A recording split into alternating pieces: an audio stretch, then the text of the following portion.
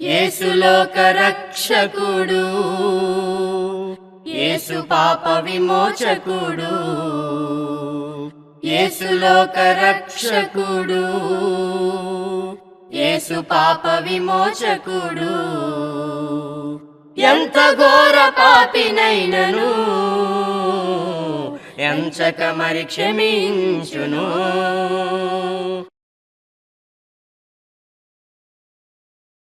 ప్రభునందు ప్రియమైనటువంటి ప్రియ సోదరి సహోదరులకు యేసుక్రీస్తు వారి నామములో వందనం తెలియజేస్తూ ఉన్నాను.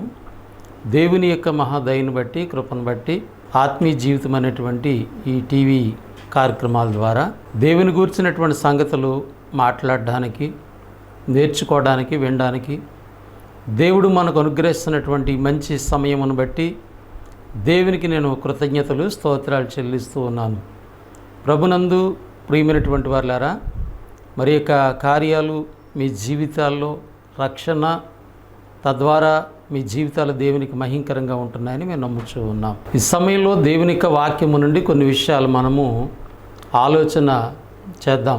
ప్రభునందు ప్రియమైనటువంటి వారులారా, సొలొమోను ద్వారా వ్రాయబడినటువంటి ఒక మాటని మనము ఆలోచన చేద్దాం. సామెతల గ్రంథం 14వ అధ్యాయము 21వ వచన భాగంలో ఇలా వ్రాయబడి ఉన్నది: తన పొరుగు వారిని తిరస్కరించేవాడు పాపము చేయవాడు. తమ పొరుగు వారిని తిరస్కరించేవాడు పాపము చేయవాడు. అంటే తిరస్కరించటం, పొరుగు వారిని తిరస్కరించటం పాపము అనే విషయాన్ని గ్రంథం తెలియజేస్తుంది. ఈనాడు అనేక మంది ప్రభుని నమ్ముతూ ఉన్నారు, సంఘానికి వెళుతూ ఉన్నారు, దేవుణ్ణి ఆరాధించమని చెప్పుకుంటూ ఉన్నారు. కానీ పొరుగువాని పట్ల మన జీవితాలు ఎలా ఉంటున్నాయి? ఒకవేళ నువ్వు పొరుగువారిని తిరస్కరిస్తే అది నీ జీవితంలో పాపము అనేటువంటి విషయాన్ని గ్రంథం తెలియజేస్తుంది. అంటే ప్రభునందు ప్రియమైనటువంటి వారులారా, ఆలోచన చేయండి. నువ్వు దేవుణ్ణి నమ్మి సంఘానికి వెళుతూ దేవుణ్ణి ఆరాధిస్తూ ఉండొచ్చు, దేవుని కొరకు అనేకమైన కార్యములు చేస్తూ ఉండొచ్చు. అయినప్పటికీ నీలో పొరుగువారిని ద్వేషించేటువంటి లేదా పొరుగువారిని తిరస్కరించేటువంటి మనసు గనక నీకుంటే, లేదా అటువంటి ఆలోచన గనక నీకుంటే, నువ్వు మరలా పాపం చేసేవాడు అవుతున్నావు. అంటే పొరుగువారిని తిరస్కరిస్తూ పాపం చేస్తున్నాం. పాపం చేస్తూ మరలా మనము దేవుని దగ్గరికి వెళ్ళి ప్రార్థిస్తూ ఉన్నాము, దేవుణ్ణి ఆరాధిస్తూ ఉన్నాము. మనం అనుకుంటున్నాం మనం దేవుని కొరకు ఏదో గొప్ప కార్యాలు చేస్తున్నాం కాబట్టి నాకు పాప జీవితము లేదు అనేటువంటి ఆలోచన కలిగి ఉంటారు. కానీ ఈ వాక్య భాగమును బట్టి మనం ఆలోచన చేస్తే, తన పొరుగువానిని తిరస్కరించేవాడు పాపము చేయవాడు అనే విషయాన్ని గ్రంథం తెలియజేస్తుంది. కనుక ప్రభునందు ప్రియమైనటువంటి వారులారా, దేవుని యొక్క వాక్యము పొరుగువాని గురించి ఏం తెలియజేస్తుంది? ఈ సంగతులు మనం ఆలోచన చేయవలసిన వారు ఉన్నాం. 2 నిబంధనలు కలిగి ఉన్నటువంటి గ్రంథం మన చేతిలో ఉంది. పాత నిబంధన ఒక ప్రత్యేకమైన జనాంగానికి ఇవ్వబడినటువంటిది. క్రొత్త నిబంధన క్రీస్తు రక్తములో కడగబడినటువంటి బిడ్డలకి, సంఘానికి అనుగ్రహించబడినటువంటిది. కనుక ఈ 2 నిబంధనలు మనం పరిశీలన చేస్తున్నప్పుడు, అటు పాత నిబంధనలో కూడా దేవుడు ఏం కోరుకున్నాడంటే, నిన్ను వలె నీ పొరుగు వారిని ప్రేమించాలి అని కోరుకున్నాడు. పాత నిబంధనలో, ధర్మశాస్త్రంలో ఇశ్రాయేలు ప్రజలకి దేవుడు నేర్పించాడు. లేవియ కాండము 19:18లో ఆయన ఖచ్చితంగా మాట తెలియజేశాడు. నిన్ను వలె నీ పొరుగు వారిని ప్రేమించాలి అనే మాట మరి నేర్చుకోవాలి. ఆ మాట యొక్క భావం ఏమిటో తెలుసుకుని మీరు జీవించాలని మోషే ద్వారా వాళ్ళకి తెలియజేస్తున్నటువంటి వాక్య భాగాలు మనకి గ్రంథంలో వ్రాయబడి ఉన్నాయి. అలాగే ప్రభునందు ప్రియమైనటువంటి వారులారా, ప్రభు అయినటువంటి యేసుక్రీస్తు వారు ఈ లోకమునకు మానవుడిగా వచ్చినటువంటి దినాల్లో, ఆయన మానవుడిగా జీవించిన దినాల్లో ఆయన దగ్గరికి వచ్చినటువంటి అనేక మందికి మరి ఈ సంగతి ఆయన నేర్పించినటువంటి సందర్భము పరిశుద్ధ గ్రంథములో మనకి జ్ఞాపకం చేయబడుతుంది. మత్తయి సువార్త 22వ అధ్యాయము 29వ వచన భాగంలో ఇలా వ్రాయబడి ఉన్నది: నిన్ను వలె నీ పొరుగు వారిని ప్రేమింపవలననేది 2వ ఆజ్ఞ అని తెలియజేశాడు. ప్రాముఖ్యమైనటువంటి ఆజ్ఞలు ఉన్నాయి, 2 ఆజ్ఞలు ఉన్నాయి. అందులో రెండవది ఏంటంటే నిన్ను వలె నీ పొరుగువానిని ప్రేమించటం. అంటే దేవుడిచ్చినటువంటి ప్రాముఖ్యమైన ఆజ్ఞల్లో రెండవ ఆజ్ఞ నిన్ను వలె నీ పొరుగువానిని ప్రేమించాలి అనేటువంటి సత్యాన్ని యేసుప్రభువారు భూమి మీద ఉన్నటువంటి దినాల్లో నేర్పించినటువంటి సంగతి మనకు తెలియజేస్తుంది. అంతేకాదు మరి సంఘము ఏర్పడిన తర్వాత సంఘం యొక్క నడిపింపు కొరకు అపోస్తలుల ద్వారా అనేకమైన పత్రికలు మనకు వ్రాయబడ్డాయి. ఈ పత్రికల్లో అపోస్తుడైనటువంటి పౌలు గారి ద్వారా కూడా మనకు ప్రాముఖ్యమైనటువంటి విషయాలు నిన్ను వలె నీ పొరుగువాన్ని ప్రేమించాలి అనేటువంటి విషయమును గురించి గ్రంథము తెలియజేస్తూ ఉంది. రోమిలికి రాసినటువంటి పత్రిక 13వ అధ్యాయము 9వ వాక్య భాగంలో ఈ వాక్య భాగాన్ని మనము చదువుకుందాం. ఏలైగనగా వ్యభిచరింపవద్దు, నరహత్య చేయవద్దు, దొంగిలిలవద్దు, ఆశింపవద్దు అనునవియు మరి ఏ ఆజ్ఞ అయినా ఉన్న ఎడల అదియు నిన్ను వలె నీ పొరుగువానిని ప్రేమింపవలెనను వాక్యములో సంక్షేపముగా ఇమిడి ఉన్నది.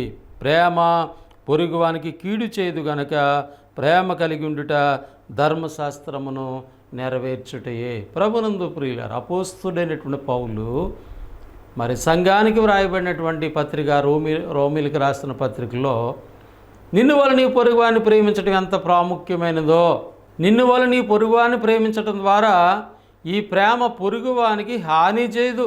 ఒక రకంగా చూస్తే ధర్మశాస్త్రం అంతా కూడా ఇందులోనే ఇమిడి ఉన్నది అనేటువంటి విషయాన్ని పౌలు గారు కూడా జ్ఞాపకం చేస్తున్నటువంటి మాట గ్రంథంలో మనం చూస్తూ ఉన్నాం. గలతీయులకు రాసినటువంటి పత్రిక 5వ అధ్యాయము 14వ వాక్య భాగంలో ఇలా వ్రాయబడి ఉన్నది. ధర్మశాస్త్రమంతయు నిన్ను వలె నీ పొరుగువానిని ప్రేమించుము అని ఒక మాటలో సంపూర్ణమై ఉన్నది. అలా ధర్మశాస్త్రం అంతా కూడా నిన్ను వలె నీ పొరుగువారిని ప్రేమించాలి అనేటువంటి ఒక మాటలోనే సంపూర్ణంగా ఉన్నది అనేటువంటి విషయాన్ని క్రొత్త నిబంధనలో అపోస్తలులు కూడా మనకి జ్ఞాపకం చేస్తున్న మాట తెలియజేస్తుంది. కనుక ప్రభునందు ప్రియమైనటువంటి వాళ్ళారా, పొరుగువాని తిరస్కరించుట పాపము.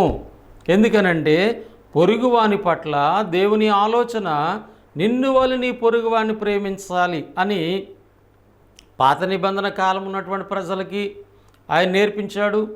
క్రొత్త యేసుప్రభువారు భూమి మీదకి వచ్చిన దినాల్లో మానవుడుకున్న దినాలు నేర్పించాడు. తరువాత ఆయన సిలువలో చనిపోయి సమాధి చేయబడి తిరిగి లేచిన తర్వాత ఆ యొక్క సువార్త ప్రకటన విని మరి 3000 మంది సంఘము ఏర్పడింది. ఆ 3000 మంది ఏర్పడినటువంటి సంఘము యొక్క నడిపింపు కొరకు అపోస్తలుల ద్వారా దేవుడు పత్రికలు వ్రాయించారు.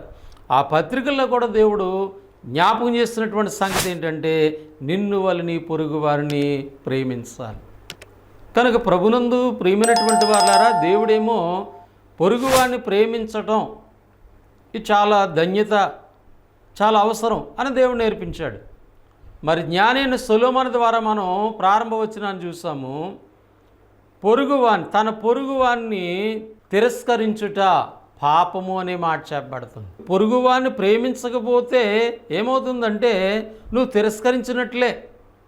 కనుక నీ జీవితంలో పాపము అనేటువంటిది వస్తుంది అనే సత్యాన్ని మనం గుర్తించాలి. అయితే ప్రభునందు ప్రియమైనటువంటి వాళ్ళారా, యేసు ప్రభు వారి దగ్గరికి ఒక ఆయన రావడం జరిగింది భూమి మీద మానవుడు ఉన్న దినాల్లో.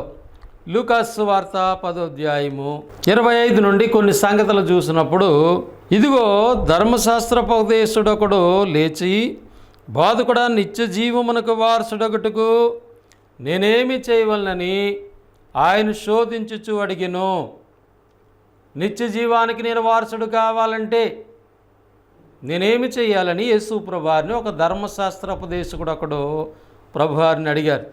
అందుకు ఆయన ధర్మశాస్త్రం అందేమి వ్రాయబడి ఉన్నది, నీవేమి చదువుతున్నావని అతను అడుగగా, అతడు నీ దేవుడైన ప్రభువును నీ పూర్ణ హృదయముతోనూ, నీ పూర్ణ మనసుతోనూ, నీ పూర్ణ శక్తితోనూ, నీ పూర్ణ వివేకముతోనూ ప్రేమింపవలననియు నిన్ను వలె నీ పొరుగువానిని ప్రేమింపవలని వ్రాయబడినదని చెప్పాను. వాడు ధర్మశాస్త్రంలో ఏముందని అడిగినప్పుడు ఆయన తెలియజేశాడు. దేవుణ్ణి ఎలాగా ఆరాధించాలో, దేవుణ్ణి ఎలా ప్రేమించాలో, అలాగే రెండవదిగా నిన్ను వల్ల నీ పొరుగు వారిని ప్రేమించాలనేటువంటి విషయం వ్రాయబడి ఉన్నదని చెప్పినప్పుడు అందుకు ఆయన నువ్వు సరిగా ఉత్తరం ఇచ్చితివి, అలాగూ చేయము, అప్పుడు జీవించదువని అతనితో చెప్పాను. నువ్వు చెప్పినది సరి, అలాగే చేయమని మరి ఆయనతో చెప్పినప్పుడు ఆ వ్యక్తి ఒక ప్రశ్న వేశాడు యేసు ప్రభువారిని. అయితే తాను నీతిమంతుడైనట్టు కనబరుచుకొనగోరి అతడు అవును గాని నా పొరుగు వాడెవడని యేసును అడిగాను. నేను పొరుగువారిని ప్రేమించాలని చెప్తూ ఉన్నారు కదా, ఎవరు నా పొరుగువారు అని ఆయన ప్రశ్న వేశాడు. ప్రభునందు ప్రియులారా, పొరుగువారిని తిరస్కరించడం పాపం, పొరుగువారిని ప్రేమించాలన్న దేవుని యొక్క నిర్ణయము ధర్మశాస్త్రంలో చెప్పారు, క్రొత్త నిబంధనలో నేర్పించారు, సంఘానికి నేర్పించారు. అయితే ఒక వ్యక్తి యేసు ప్రభు దగ్గరికి వచ్చి నిత్య జీవానికి నేను పరలోక వారసుడు కావాలంటే, పరలోకంలో ఉండాలంటే, జీవం కలిగిన వాడిగా నేను ఉండాలంటే నేనేం చేయాలని అడిగినప్పుడు ఆయన ధర్మశాస్త్రంలో ఏముందని ప్రశ్నించినప్పుడు ధర్మశాస్త్రంలో దేవుణ్ణి ఎలా ప్రేమించాలో, రెండవదిగా నిన్ను వల్ల నీ పొరుగువారిని ప్రేమించాలని చెప్పబడి ఉన్నది అన్నప్పుడు నువ్వు అలాగే చెయ్యి, నువ్వు జీవం కలిగి ఉంటావని చెప్పినప్పుడు ఆ వ్యక్తి ప్రభుని అడుగుచున్నాడు, నా పొరుగువాడు ఎవడు? ప్రభునందు ప్రియులారా, పొరుగువారిని తిరస్కరించడం పాపం. అసలు పొరుగువారు ఎవరు? ఇది దేవుని యొక్క ఉద్దేశాన్ని మనము ఆలోచన చేద్దాం. యేసు ప్రభువారు అందుకు యేసు ఒక సంగతిని ఆయనకి నేర్పించాడు. లూకాసు సువార్త 10వ అధ్యాయము మరి 30 నుండి 37 వచ్చిన భాగాలు సందర్భాన్ని మనం చూసినప్పుడు ఈ విషయాలు ఇక్కడ చెప్పబడుతున్నాయి. అందుకు యేసు ఇట్లనెను, ఒక మనుషుడు యెరూషలేము నుండి యెరికో పట్టణమునకు దిగి వెళ్ళుచు దొంగల చేతిలో చిక్కెను. వారు అతన్ని బట్టలు దోసుకుని అతన్ని కొట్టి కొర ప్రాణంతో విడిచిపోయిరి. అప్పుడు ఒక యాజకుడు ఆ త్రోవను వెళ్ళుట తటస్థించెను. అతడు అతన్ని చూసి ప్రక్కగా పోయెను. అలాగనే లేవీడు ఒకడో చోటికి వచ్చి చూసి ప్రక్కగా పోయెను. అయితే ఒక సమరయుడు ప్రయాణమైపోవచ్చు అతడు పడి ఉన్న చోటికి వచ్చి అతన్ని చూసి అతని మీద జాలిపడి దగ్గరకు పోయి నూనెయు ద్రాక్షరసం పోసి అతని గాయములను కట్టి తన వాహనం మీద ఎక్కించి ఒక పూట కూలి వాని ఇంటికి తీసుకుని పోయి అతన్ని పరామర్శించెను. మరునాడతుడు 2 దేనారములు తీసి ఆ పూట కూలి వానికి ఇచ్చి, ఇతన్ని పరామర్శించుము, నీకు ఇంకేమైనా ఖర్చు చేసిన ఎడల నేను మరలా వచ్చినప్పుడు అది నీకు తీర్చిదినని అతనితో చెప్పిపోయాను. కాగా దొంగల చేతిలో చిక్కిన వానికి ఈ ముగ్గురులు ఎవడు పొరుగువాడాయినని నీకు తోచున్నదని యేసు అతన్ని అడుగగా అతని మీద జాలి పడిన వాడే అనెను. అందుకు యేసు నీవును వెళ్ళి అలాగునే చేయమని అతనితో చెప్పాను. ప్రభునందు ప్రియమైనటువంటి వారులారా, పొరుగువారు ఎవరు అంటానికి యేసు ప్రభువారు ఒక సంగతిని ఆ ధర్మశాస్త్రోపదేశుడికి తెలియజేశారు. ఏంటి ఆ సంగతి అంటే, ఒక వ్యక్తిని దొంగలు కొట్టి కొరప్రాణంతో విడిచిపెట్టి అతని దగ్గర ఉన్న సమస్తం కూడా దోచుకుని వాళ్ళు వెళ్ళిపోయారు. అతడు ప్రాణం పోయేటువంటి స్థితిలో పడి ఉన్నాడు. అదే మార్గమున యెరికో పట్టణంలో ఈ సంగతి జరిగింది. అదే మార్గమున యాజకుడు ఒక ఆయన వెళ్ళాడు. కానీ పడి ఉన్నటువంటి వ్యక్తిని చూసి ప్రక్కగా వెళ్ళిపోయాడని వ్రాయబడి ఉన్నది. ఈ సందర్భాన్ని యేసుప్రభువు తెలియజేశారు. యాజకుని గురించి మనం ఆలోచన చేసినప్పుడు యాజకుడు పాత నిబంధన ప్రకారముగా దేవుని సన్నిధిని యాజకత్వం చేసేటువంటి వారు. ప్రజల యొక్క పాప పరిహారం కొరకు ప్రధాన యాజకుడు బలులర్పించి ప్రతి సంవత్సరము కూడా దేవుని సన్నిధిని తన పాపాల కొరకు ప్రజల యొక్క పాపాల కొరకు మరి బలులర్పించి వారి పక్షాన దేవునికి ప్రార్థన చేసేవాడు ప్రధాన యాజకుడు. యాజకులు దేవుని సన్నిధిని పరిచర్య చేసేటువంటి వారు. అటువంటి యాజకుడు దేవుని చేత దేవుని పని కొరకు నియమింపబడినటువంటి వారు. యాకోబుకు కలిగినటువంటి 12 మంది సంతానములో లేవి గోత్రికులను దేవుడు తన పరిచర్య కొరకు తీసుకున్నాడు. ఆ లేవి గోత్రికుల్లో కొందరు అహరోను సంతతి వారు దేవుని సన్నిధిని యాజకత్వము చేయడానికి, అలాగే కొందరు దేవుని సన్నిధిని పరిచర్య చేయడానికి వాళ్ళు నియమింపబడినటువంటి వారు. అయితే ప్రభునందు ప్రియమైనటువంటి వారులారా, ఆలోచన చేయండి. దేవుని సన్నిధిలో యాజకత్వం చేసేటువంటి లేవీయుడు ప్రాణాప్రాయంలో ఉన్నటువంటి ఒక వ్యక్తిని అలా చూస్తూ వెళ్ళిపోయాడు తప్ప ఏ విధమైనటువంటి సహాయం చేయలేదు. ఈ విషయాన్ని యేసుప్రభువు వారు తెలియజేస్తున్నారు. అతడు యాజకుడే, పాత నిబంధన ప్రకారంగా దేవుని సన్నిధిని యాజకత్వం పరిచర్య చేసేవాడే, ప్రజల పక్షాన దేవుని దగ్గర ప్రార్థన చేసేటువంటి వాడు. అటువంటి వ్యక్తి చూస్తూ వెళ్ళిపోయాడు అనేటువంటి విషయాన్ని యేసుప్రభువు వారు అక్కడ జ్ఞాపకం చేస్తూ ఉన్నారు. రెండవదిగా మనము ఆలోచన చేస్తున్నప్పుడు లేవీయుడు కూడా అదే స్థలానికి వెళ్ళాడు, కానీ అతడు కూడా ఆ పడి ఉన్నటువంటి వ్యక్తిని చూసి ప్రక్కగా వెళ్ళిపోయాడు అనేటువంటి సత్యాన్ని వ్రాయబడి ఉన్నది. లేవీయులు ఎవరు? వారు కూడా దేవుని సన్నిధిని పరిచర్య చేసేటువంటి వారు. లేవీయుల్లో అహరోను సంతతి వారు యాజకత్వం చేస్తూ ఉన్నారు. లేవీయులు, మిగతా లేవి సంతానమంతా కూడా దేవుని సన్నిధిలో ఆ యెరూషలేము దేవాలయంలో వారు దేవుని సన్నిధిని పరిచర్య చేయడానికి ఏర్పాటైనటువంటి వారు. లేవీయుల్లో గాయకులు ఉన్నారు, అనగా పాటలు పాడేటువంటి వారు ఉన్నారు, వాద్యాలు వాయించేటువంటి వారు ఉన్నారు. వాళ్ళంతా కూడా దేవుని సన్నిధిని యాజకత్వం, అలాగే దేవుని సన్నిధిని పరిచర్య చేసేటువంటి కుటుంబాలుగా వాళ్ళు ఉన్నారు.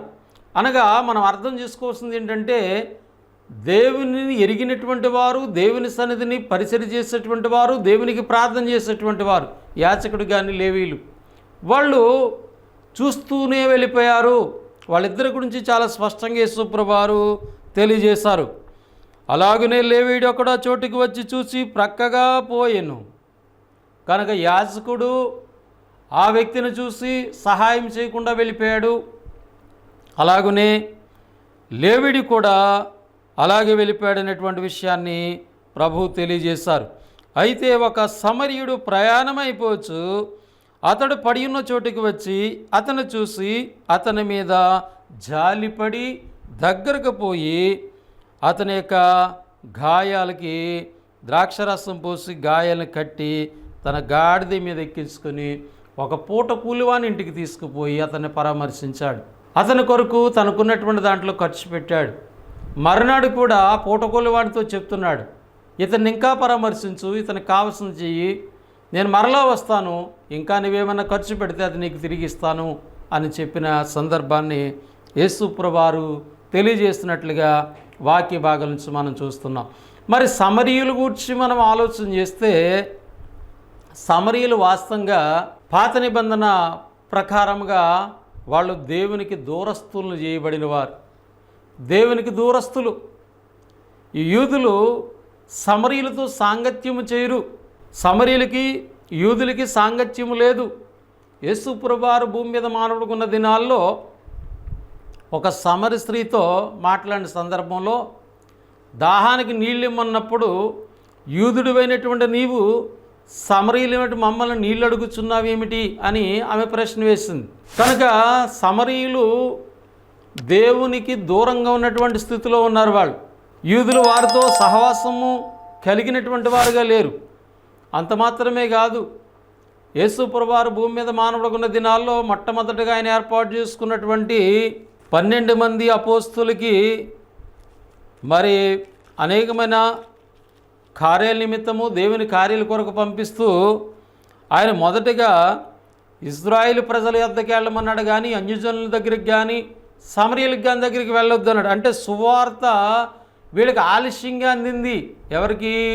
సమరయులకి. మత్తయి సువార్త 10వ అధ్యాయం 5వ వచనం, యేసు ఆ 12 మందిని పంపుచు వారిని చూసి వారికి ఆజ్ఞాపించినదేమనగా, మీరు అన్యజనుల దారిలోనికి వెళ్ళుకుడి, సమరయుల ఏ పట్టణంలోకైనను ప్రవేశింపకుడి, కానీ ఇశ్రాయేలు వంశమును నశించిన గొర్రెల యొద్దకే వెళ్ళుడి. అంటే సువార్త అనేటువంటిది కూడా, లేదా పరలోక రాజ్యమును కూర్చున్నటువంటి సువార్త, ఈ మొట్టమొదటిగా ఇజ్రాయేల్ ప్రజలకి అందించబడింది. ఆ ఇజ్రాయేల్ ప్రజల్లో లేవీలు ఉన్నారు, యాజకులు ఉన్నారు. కానీ వాళ్ళ దేవుని ప్రజలైనప్పటికి కూడా కొర ప్రాణంతో ఉన్నటువంటి వ్యక్తి పట్ల వాళ్ళు సహాయం చేసేటువంటి ఆలోచన లేని వారుగా ఉన్నారు. వారు దేవుని ఎరిగిన వారు, దేవుని ప్రార్థించేవారు, దేవుని పరిచర్య చేసేవాడు. కానీ ప్రభునందు ప్రియులారా, సమరీయులు వారు ఒక రకంగా దేవునికి దూరస్తులు, ఆలయానికి. అంత మాత్రమే కాదు, వారికి సువార్త కూడా, దేవుని గురించిన సువార్త యేసు ప్రభు వచ్చినప్పుడు ఆయన ఏర్పాటు చేసుకున్న శిష్యులు కూడా ముందుగా వారి యొద్దకు వెళ్ళలేదు. యేసు ప్రభు వారే ఆ సమరీ స్త్రీతో మాట్లాడిన సందర్భంలో తదుపరి ఆ సమరీయుల యొక్క ఆ గ్రామంలో అనేక మంది రక్షణ పొందినట్లుగా మనము యేసు ప్రభు భూమి మీద మానవుడుకున్న దినాల్లో ఈ సంగతులను మనం చూస్తూ ఉన్నాం.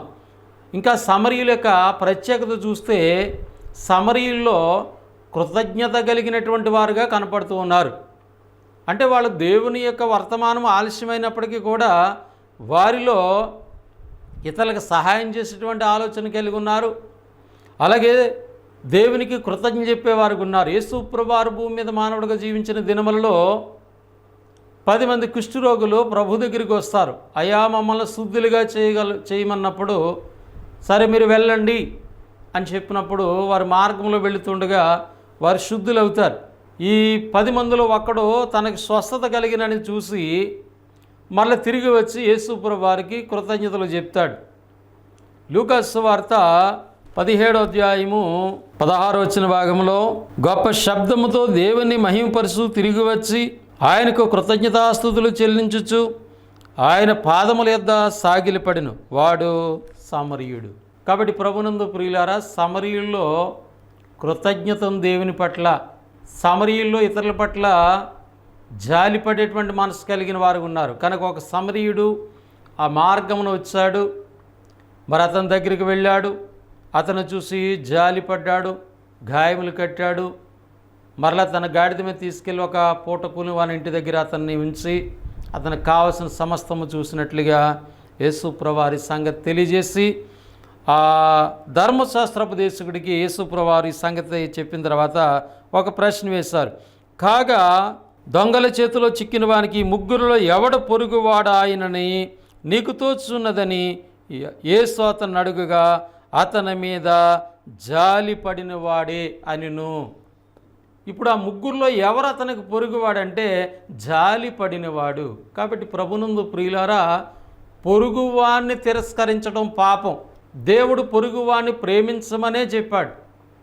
యేసుప్రభువారు చెప్పినటువంటి ఈ యొక్క సంగతిని మనం ఆలోచన చేసినప్పుడు ఒక ఆయన ప్రభుని అడిగాడు, ఎవరు నా పొరుగువాడంటే చెప్పాడు ఆయన అంటే కష్టాల్లో, బాధల్లో, ఇబ్బందుల్లో ఉన్న వారి పట్ల జాలి కలిగినటువంటి మనసు ఉంటుంది చూసారా, వాళ్ళే పొరుగువారు.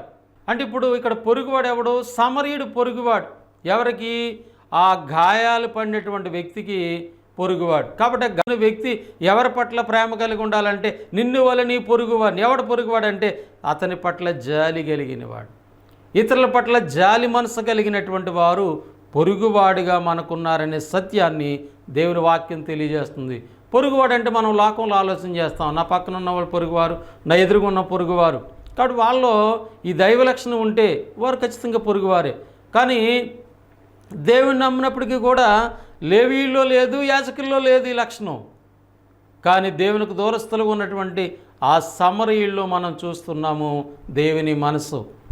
జాలిపడే మనసు ఎవరిది? దేవుడిది. దేవుడు జాలి గల దేవుడు. కనుక ఈ మనసు ఎవరికైతే ఉంటుందో వాళ్ళు మనకి పొరుగువారిగా ఉంటారనేటువంటి సత్యాన్ని ఆలోచన చేయాలి. పరిశుద్ధ గ్రంథంలో దేవుని గూర్చి ఎన్నో సంగతులు వ్రాయబడ్డాయి. ఆయన జాలి కలిగిన దేవుడు.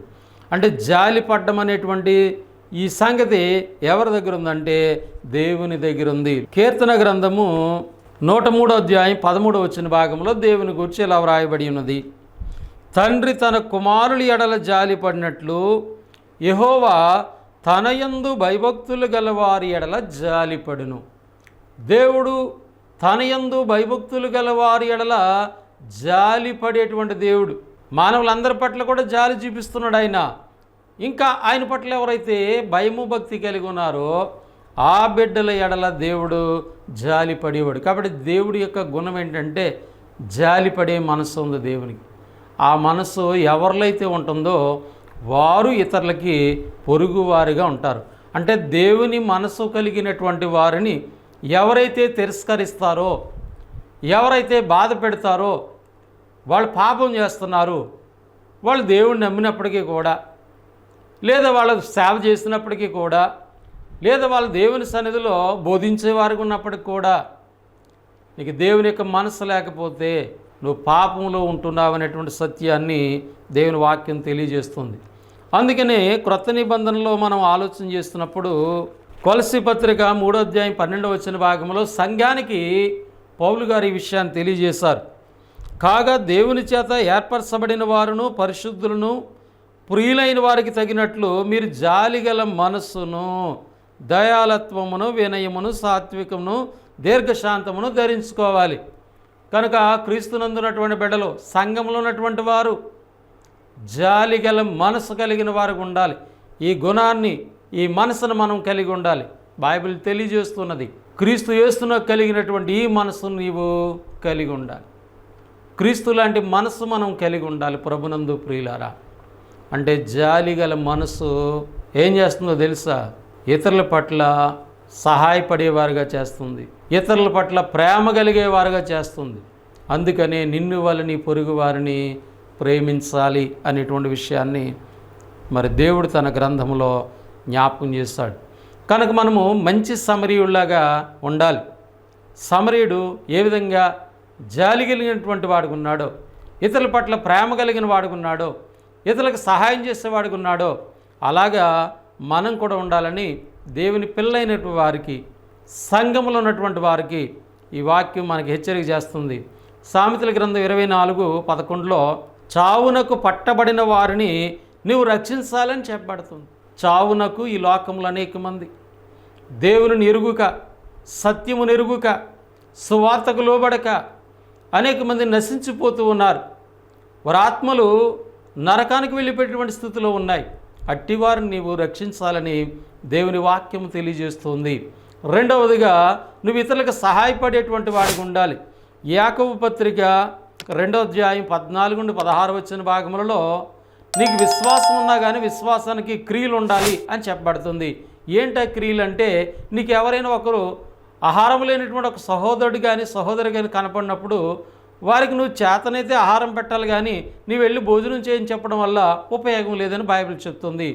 అలాగే ఒక వస్త్రహీనుడు కనపడినప్పుడు నీ చేతనైనంత వరకు చేయగలిగితే అతనికి వస్త్రం ఇవ్వాలి, అంతేగాని నువ్వు వస్త్రం కప్పుకో, వస్త్రం కట్టుకో అని చెప్తే ఉపయోగం లేదు. అంటే చెప్పడము కాదు కానీ క్రియ కలిగిన వారికి ఉండాలని దేవుని వాక్యం మనకి జ్ఞాపకం చేస్తుంది. కాబట్టి మనము చూడనటువంటి దేవుణ్ణి ఎలా ప్రేమిస్తాము? మన ఎదుట కనపడుతున్నటువంటి సహోదరుల్ని మనం ప్రేమిస్తేనే మనం చూడలేనటువంటి దేవుణ్ణి ప్రేమించేవారం అవుతాం. కనుక ప్రభునందు ప్రియులారా, దైవ లేఖనాల యొక్క ఉద్దేశాన్ని మనము గమనించాలి. మనం ఇతరులకి పొరుగువారుగా ఉండాలి. అంటే ఇతరుల పట్ల జాలిగా మనసు కలిగినటువంటి వారికి ఉండాలని దేవుని వాక్యం మనకి తెలియజేస్తుంది. కానీ మరి మనం ఇతరుల్ని తిరస్కరించే వారిగా ఉంటే ఏమవుతామంటే పాపంలో పడుతున్నాం, పాపం చేసేవాడు అవుతున్నాం. పాపం వల్ల మనకి మరణం అనేటువంటిది వస్తుంది. సమూయేలు మొదటి గ్రంథం 17వ అధ్యాయం 26 వచ్చిన భాగంలో దావీదు ఒక సందర్భంలో ఒక మాట చెప్తాడు. ఇజ్రాయేల్ ప్రజల్ని, వారి దేవుణ్ణి దూషిస్తూ వస్తాడు. మీలో ఎవరైనా సరే నాతో పోరాడి గెలవండి, మేము మీకు దాసులుగా ఉంటాము, లేదంటే మీరే మాకు దాసులుగా ఉంటారన్నప్పుడు సౌలు రాజు చాలా భయపెడతాడు. ఈ సందర్భంలో మరి ఎక్కడో గొర్రెలు కాసుకున్నటువంటి దావీదుకి ఈ సంగతి తెలుస్తుంది. తన అన్నలను చూడటానికే సైన్యం దగ్గరికి వెళ్ళినప్పుడు ఈ వర్తమానం విని ఆయన మాట్లాడుతూ ఉన్నాడు, జీవము గల దేవుణ్ణి దూషించడానికి ఈ సున్నత లేనటువంటి ఈ ఫిలిస్తీయుడు ఎవడో, వాడిని నేను చంపుతాననేటువంటి నిర్ణయాన్ని, వాడితో నేను యుద్ధం చేస్తానని నిర్ణయం తీసుకున్నాడు.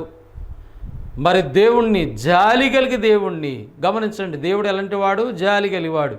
ఆ జాలి గల దేవుణ్ణి సున్నత లేనివాడు తిరస్కరించాడు గనక వాడి తల తెగిపడిపోయినట్టుగా మనం చూస్తాం.